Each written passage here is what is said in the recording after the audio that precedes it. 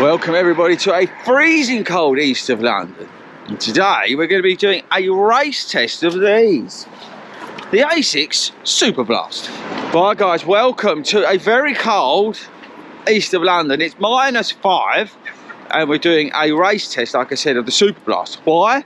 Because, if you've not seen the first video we did, Kofuzi and Thomas from Believe in the Run both said that this shoe performs best at marathon goal pace.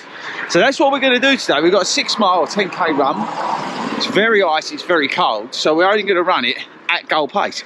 So let's see what it's like over these 6 miles, because the plan is for me with this shoe is to run this shoe on my long runs in marathon training with a lot of goal pace. Now I'll put up on the screen somewhere some stats and features of the shoe. From memory, it's the wrong price, it's like 210 quid. And it's got like a 10mm drop, 2 different foams, Flight Foam Blast Turbo, Flight Foam Blast Plus, AHA Plus outsole, max stack of I think about 42.5 in the heel, so there's a lot off the shoe. But yeah, that's pretty much it, real quick and real simple about the shoe. I think the most important thing today is to find out what it's like over those miles, those 6 miles only, but at goal pace. So we're going to basically pretend like it's the start of a race, like a marathon or half marathon. Got it? Okay, right, I'm going to put the camera away now because my hand is going to fall off because it's so cold. So I'll see you guys once we've done the run. I'll show you some awesome B-roll of me looking amazing, and then we'll sort of pick the bones out of that race and how the shoe performed.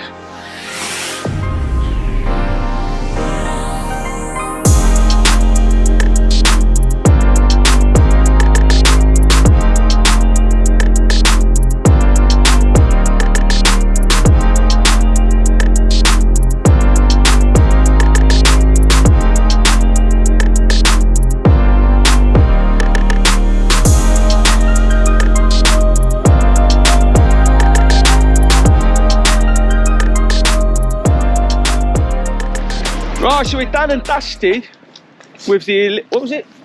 What? No, well, no, it was a 10k. And it's still freezing cold. Toad's still in shorts, loving life. So, how did you enjoy that race? Right. It was alright, wasn't it? Anyway, more importantly, how did these go? Well, you know what? Better than expected. So, I would say, and we was a bit quicker by the way, what was our time? 49 something. 49 minutes, I think. So, it was a little bit quicker than goal. Mainly because we were cold and we wanted a nice speed goat for going faster because he had no sleep. But I would say at even faster speeds than goal pace, they were good. Don't forget, this doesn't have a carbon plate in it, right? That's what you got to remember, so these don't have a plate in them. They felt good underfoot, really good underfoot, especially going from like down to like, I don't know, 7.5 minute miles, coming back up again. I think at one point we was about 9 something, weren't we? No, did we not go back to 9s? Barely went over 8:30. Oh, maybe I got it wrong. Well, that was our goal. We made a right muck up. Anyway, my point is what I'm trying to make, is that I was transitioning through the paces well. And that was why I wanted to put them into a race today to see how they would go. Again, knowing that they weren't a plated shoe, you can have this shoe, I know they're a lot of money, but you can have this shoe and do your races in them. And that's, I think, what I've tried to prove today. So we're going to do a 10 miler in the shoe.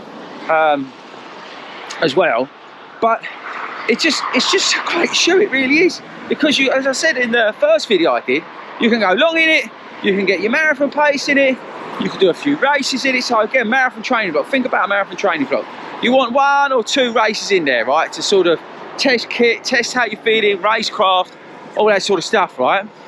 You can wear the shoe. So you are going to get, I wouldn't say value for money because that's the wrong way to say it, but you are going to get some return on your investment in terms of the layout and what you're going to get out of the shoe. It's not just going to be for training, but they fit so good. They were okay in terms of traction today.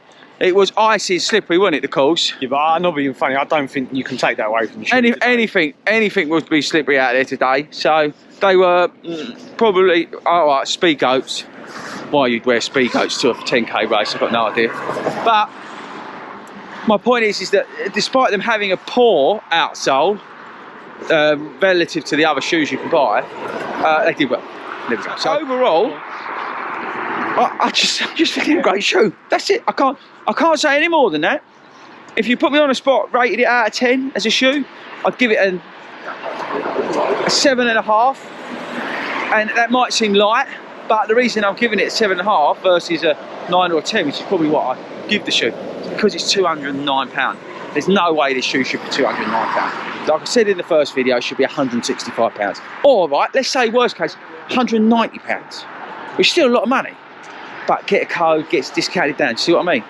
But that's why I'm giving it a 7.5 out of 10, even though I don't like to do range, but just to quantify how I feel about the shoe. It's a really good shoe, I'm glad I've got it.